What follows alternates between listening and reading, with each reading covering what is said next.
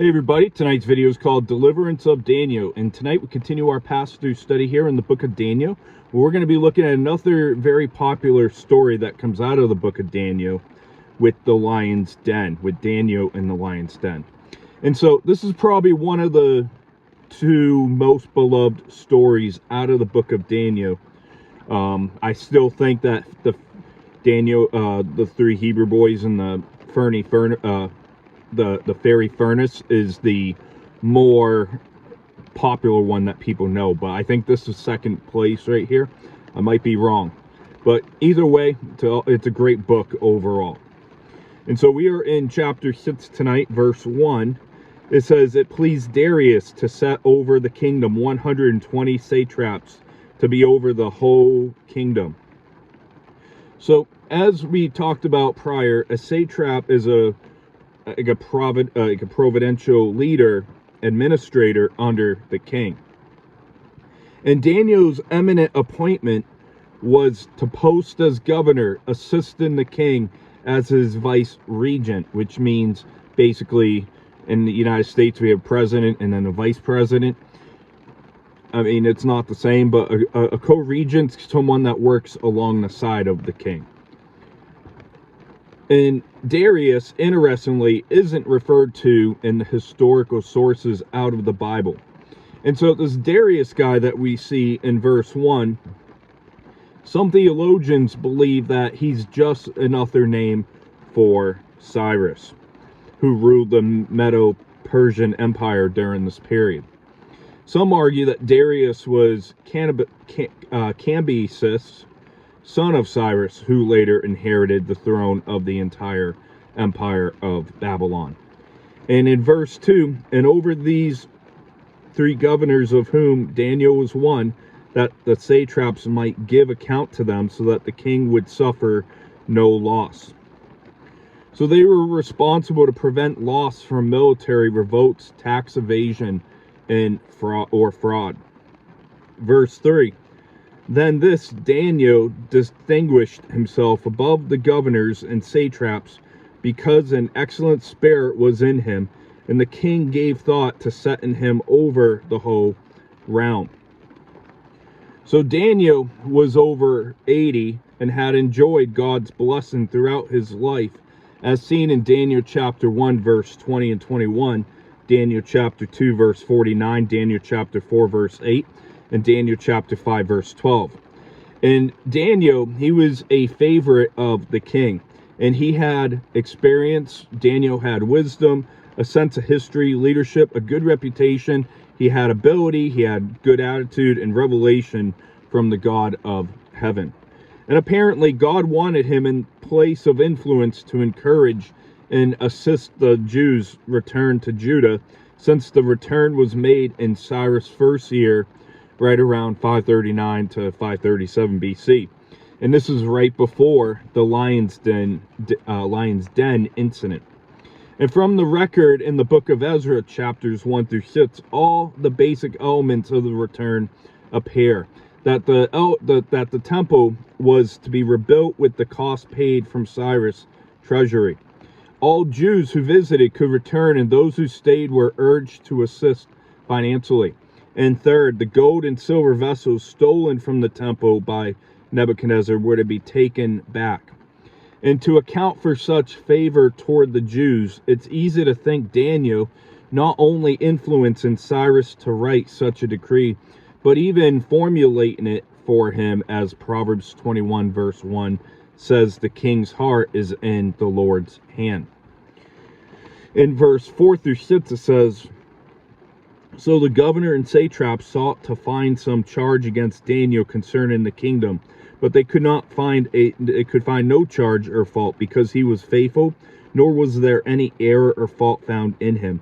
Then these men said, we should not find any charge against this Daniel, unless we find it against him concerning the law of his God."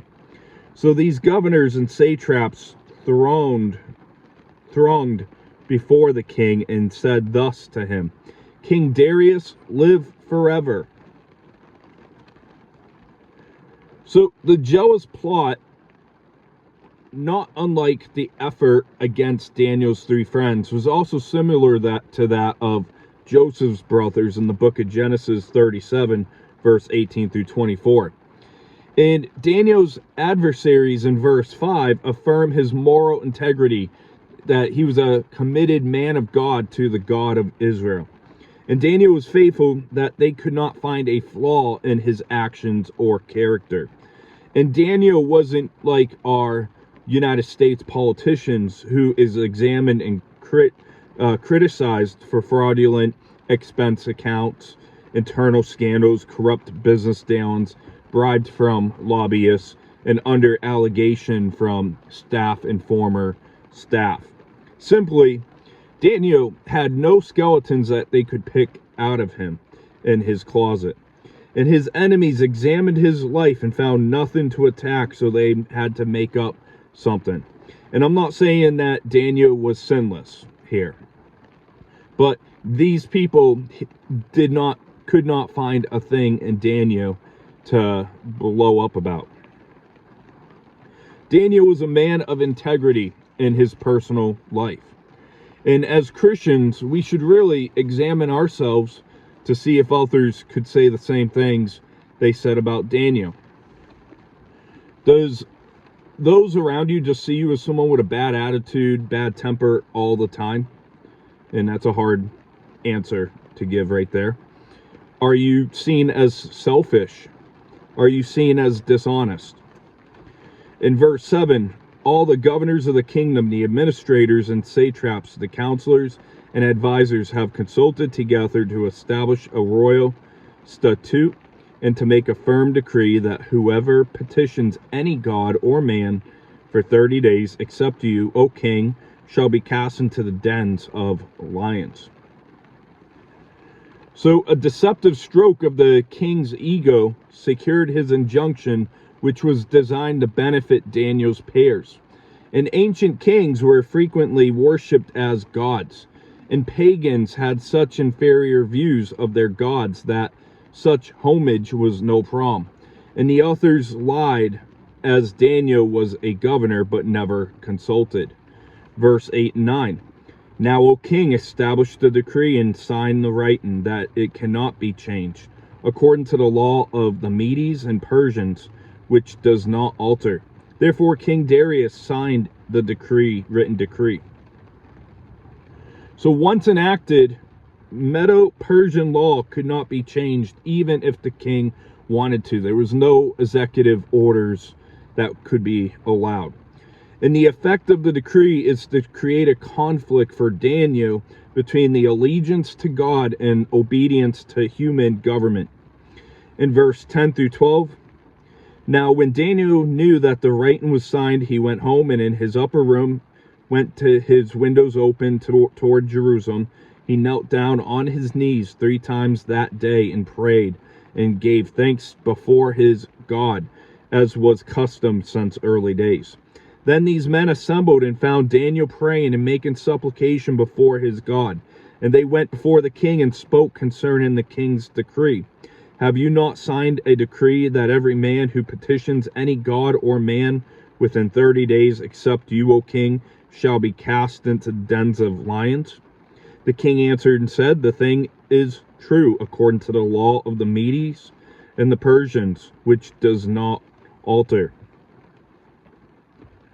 So Daniel's uncompromising pattern of prayer toward God's temple conformed to Solomon's prayer that the Lord's people would do so back in the book of 1 Kings 8, verse 44-45. And we see 3 times a day was also established in pattern, as when you look at Psalm 55, verse 16 and 17 of King David.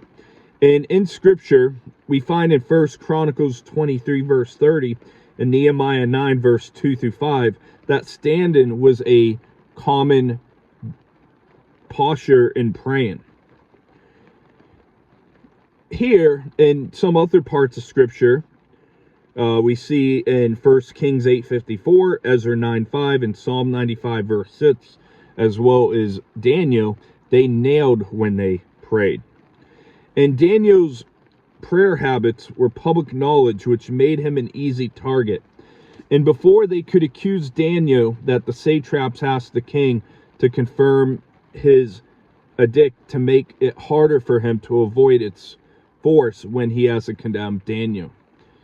And Daniel didn't let the decree change his actions one way or another.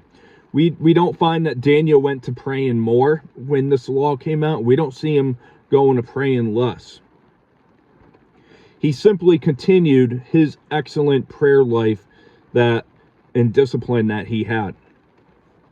And it would have been compromise to do less or pride to do more. And what we find with Daniel is he did not seek to impress others. He prayed a great prayer, and he didn't just pray, he showed gratitude. He gave thanks. In verse 13, so they answered and said before the king that Daniel, who is one of the captives of Judah, doesn't show due regard for you, O king, or for the decree that you have signed, but makes his petition 3 times a day. So Daniel had lived over 60 years in Babylon. His loyalty to the rulers was well known and seen in Daniel chapter 5 verse 13. And despite of that loyalty, he consistent faithfulness to God. His consistent faithfulness to God brought this threat to him. And the way they identified Daniel indicates prejudice toward the Jews on the part of the other officials. And they didn't show respect to his current position of responsibility and power. We see that they accused him of being disrespectful to the king when he held his higher respect for his God. In verse 14-15, and the king, when he heard these words, was greatly displeased with himself, and set his heart on Daniel to deliver him, and he labored till the going down of the sun to deliver him. Then these men approached the king and said to the king, Know, O king, that it is the law of the Medes and Persians that no decree or statute which the king establishes may be changed. So he went from a self-styled god to a fool in one day. And it seemed in verse 14 that Darius remains loyal to Daniel. Verse 16-18, so the king gave the command, and they brought Daniel and cast him into the den of lions. But the king spoke, saying to Daniel, Your capital G God, whom you serve continually, he will deliver you. Then a stone was brought and laid on the mouth of the den, and the king sealed it with his own signet ring and with the signets of his lords, that the purpose concerning Daniel might not be changed. Now when the king went to his palace and spent the night fasting, and no musicians were brought before him, also sleep went from him. So the word that we get from den is related to the Hebrew term meaning to dig. So it refers to like an underground pit, which likely had a hole from the top from which could be used to drop food into the pit, and a door at the foot of the ramp or on a hillside through which the lions could enter. And Darius, we know that he was obligated to comply with the decree that he issued. And he could not just, be like, all right, I'm going to show mercy here. I'm going to, make an exception here with Daniel. Darius could not do anything to help Daniel. But what we see that he does here in verse 16-18 is that he tells Daniel, hey, your God has your back. And God, so he tells him, your God will intervene on behalf of you because you're a faithful servant. And so we see the signet rings and the cylinder sails, and these things were used by the Assyrians, Babylonian, and Persians. And the ring or cylinder was pressed into soft clay to leave the mark of the owner of the sail. And the break in sails was a violation of the law. And in this case, an unbroken sail ensures that no one intervenes to rescue Daniel. And Daniel, meanwhile, lived in a habit of prayer. I don't think, as I mentioned, I don't believe that Daniel prayed more, and I don't believe that he prayed less. So Daniel didn't have to start praying when he got the bad news or when he's in fear of what his surroundings are right now. And I would even go as far that night in the lion's den that Daniel got better sleep than the king, Darius. And the reason why I say that is because we see in verse 18, also his sleep went from him. It sounds like Darius had a restless night, if not, a night where he could not fall asleep at all. Maybe inside the lion's den, Daniel prayed Psalm 22, verse 21-22. Save me from the lion's mouth. I will declare your name to my brethren. In the midst of the assembly, I will praise you. Now, that's not obviously in Daniel's account, so I can't say that's what happened, but maybe that ran through Daniel's prayer. Verse 19 through 22 says, Then the king arose very early in the morning and went to the dens of lions. And when he came to the den, he cried out with a lamenting voice to Daniel. The king spoke, saying to Daniel, Daniel, servant of the living God, has your God, whom you serve continually, been able to deliver you from the lions? Then Daniel said to the king, O king, live forever. My God sent his angel and shut the lion's mouth, so that they have not hurt me, because I was found innocent before him. And also, O king, I have done no wrong before you. So at the earliest possible moment, Darius goes to discover Daniel's fate. And I think, honestly, he was worried about Daniel, and that's what caused him not to sleep. But, where he had a restless night, he's like, all right, let's go check up and see what happened with Daniel. And in verse 22, I want to reread it. It says, My God sent his angel and shut the lions' mouths, so that they have not hurt me, because I was found innocent before him. And also, O king, I have done no wrong before you. So, verse 22, in this miracle, the angel, I believe, is the same fourth person that was in the fiery furnace. And that's the pre-incarnate Christ. And innocent before him is the supreme commendation of Daniel as blameless before God and unworthy of such a death. And God protected Daniel from the lions. They would not and they could not touch God's servant. And God sent an angel to serve Daniel's need. And Daniel did break the king's laws, but he did not go against the king or against the king's best interests. And Daniel shows an example of obedient disobedience. In verse 23, Now the king was exceedingly glad for him and commanded that they should take Daniel up out of the den. So Daniel was taken up out of the den, and no injury whatever was found on him, because he believed in his God. So we see God openly honored Daniel's faith for the purpose of showing his glory, as he also did back with the fiery furnace in Daniel 3, verse 26-27. And yes, sometimes God will pull a miracle and save his people in a crisis like that, but that's not always the case, as God may choose to be glorified by permitting his trusted servant to be martyred. We see many times throughout the Bible of people that were martyred for their faith, Christian persecution. Verse 24, And the king gave the command, and they brought those men who had accused Daniel, and they cast them into the dens of lions. Them, their children, their wives, and the lions overpowered them, and broke all their bones in pieces before they ever came to the bottom of the den. So I think verse 24 is a very interesting verse with so much details to us. And like the sin of Achan in Joshua chapter 7, verse 20-26, this sin against God, against Darius, and against Daniel cost the men their lives. But we find that in verse 24, it wasn't just their lives, it cost their children and their wives' lives. And now, critics and atheists and everything will look at that and be like, that was very harsh that this God you believe in would allow that to happen. These people had nothing to do with the wrongdoing of their husband or their father.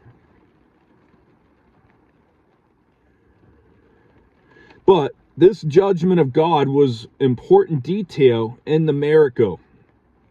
And some might even say, well, the lions were tame or toothless or not hungry when Daniel was in there. And I don't believe that's the case. I believe this was a divine act of God that protected Daniel. And as in Deuteronomy 19, verse 16 through 21, along with ancient Near Eastern law, people who brought up false charges against another suffered the same fate that they had sought for the accused. And too bad our justice system isn't the same today. That people who make false allegations that can destroy people's characters, destroy people's careers, that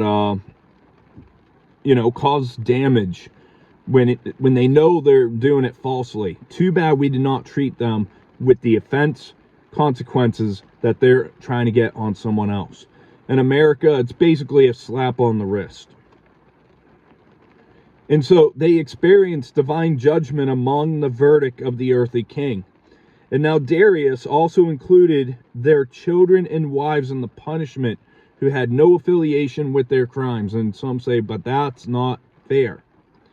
And it is indeed severe, but it was ancient customs among the Persians that kindred suffered as well to the ancient world, as ancient writer Ammianus Marcellinus stated. So this was, their human government. This was how they handled things back then. In verse 25 through 27, then King Darius wrote to all peoples, nations, and languages that dwell in all the earth, peace be multiplied to you. I make a decree that in every dominion of my kingdom, men must tremble and fear before the God, capital G, God of Daniel. For he is the living God and steadfast forever. His kingdom is the one who shall not be destroyed, and his dominion shall endure to the end.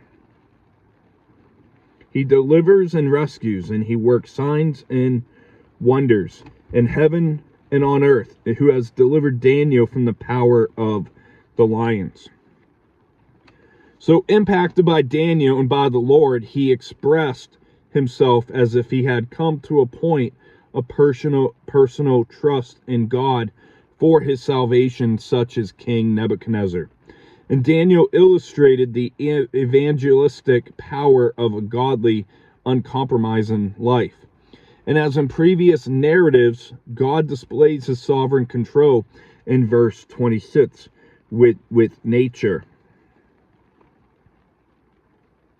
with history, with kingdoms and kings. So God is sovereign over all those categories. And so the book of Daniel is an amazing book, and one of the reasons is because it shows the patterns of God's people standing firm in their convictions, that God honors and protects them, and that the testimony of God's work makes the ungodly see and tell of the greatness of God. And Daniel points out that when we stand firm in godly convictions and we honor God, even when it costs something, others will see the testimony and be impressed. And yes, I know that there's some, that won't be, but, there are still some unbelievers when they see something that happens from God, they marvel. Darius, saying the God of Daniel, displays that he wasn't a believer of the God of Israel himself. In verse 28, to finish the chapter, it says, so this Daniel prospered in the reign of Darius and in the reign of Cyrus the Persian. So God's favor sustains Daniel and preserves his authority all the way through the exile until the Babylonian Empire is replaced by the Persians. And Daniel's whole life is metaphorically spent in the dens of lions, yet God protects him. And we covered prior the theories of the identity of Darius, and that's why I believe, along with some, that this is the same as Cyrus. It's another name for Cyrus. So to wrap up for our study tonight, we looked at how Daniel was condemned to the lion's den as we open up Daniel's chapter here, looking at the government of Darius. And verse 4 through 9 showed the plot against Daniel is conceived and initiated. Verse 10 through 15 shows Daniel's faithfulness to God causes him to be condemned to the lion's den. And we discussed Daniel's posture when he prayed. And others prayed by nailing on their knees. Let's go over to the Gospel according to Luke chapter 22. Luke 22 verse 41. It says here, and he was withdrawn from them about a stone's throw, and he knelt down and prayed. And I'm going to continue with verse 42, saying, Father, if it is your will, take this cup away from me. Nevertheless, not my will, but yours be done. So we see that in the Garden of Gethsemane, Christ knelt and prayed. Let's go to Acts chapter 7, verse 60. And the next few verses will be in the book of Acts.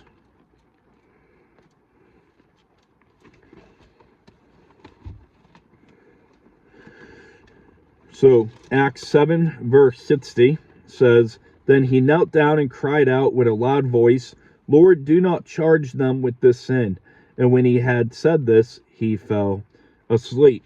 So we see not King Stephen, but we see Stephen the martyr knelt and prayed. Acts chapter 9, verse 40.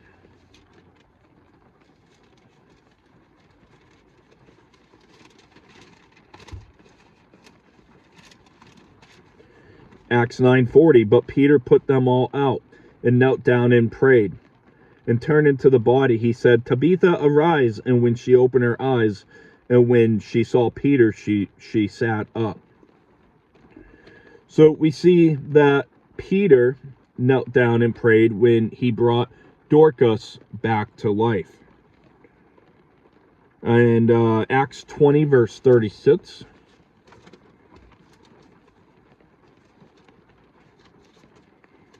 And we're getting through here. Acts 20:36, and when he had said these things, he knelt down and prayed with them all.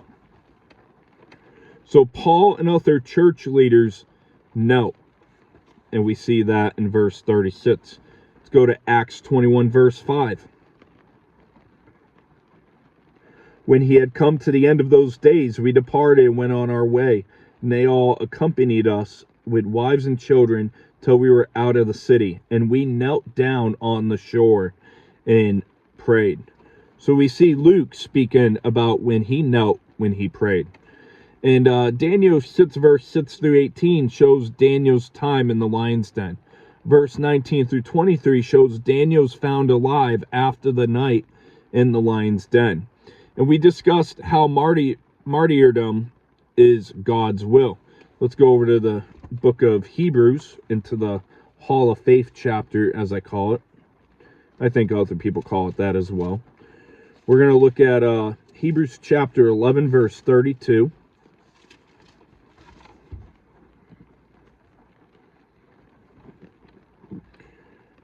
It says,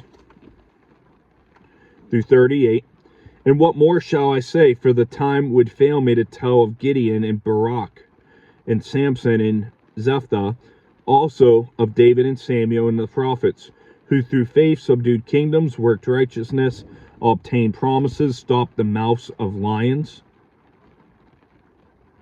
quenched the violence of fire, escaped the edge of the sword, out of weakness were all made strong, because valiant in battle turned to flight the armies of aliens. Women received their dead raised to life again. Others were tortured, not accepting deliverance, that they might obtain a better resurrection. Still others had trial of mockings and scourgings, yes, and of chains and imprisonment.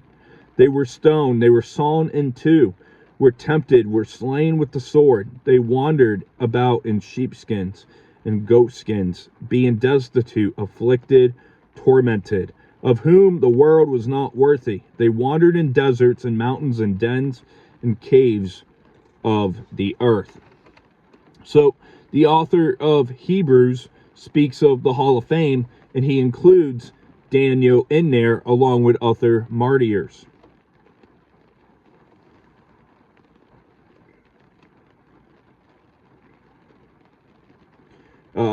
Hebrews 1:14 is next. We're coming to a landing here. Trust me. Hebrews 1:14 says, "Are they not all ministering spirits sent forth to minister for those who will inherit salvation?" So you probably saw how we spoke about the angel, and we spoke how God sends ministering spirits to serve his people. In Daniel, verse 24, 6:24, showed the fate of those who plotted against Daniel. And the chapter, in a nutshell, gives us a picture illustration of the work of the cross in reverse, with the guilty punished in place of the innocent. And it also, like Psalm 7, verse 14 through 16, shows us a principle of spiritual warfare. And God will cause our enemy to be impaled on the same snare set for us. And the chapter ends with Darius' decree that we must honor God, the God of Daniel. And the story most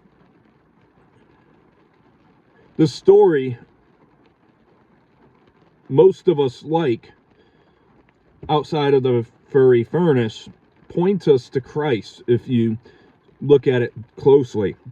A blameless man that's faithful to God is sentenced to death because of jealousy of those who wanted to prevent his exaltation. And then those who came against him were judged. And that's going to wrap up our study for tonight. We'll see you next as we look at the 4 beasts, and I'll let you know when that study will be. God bless.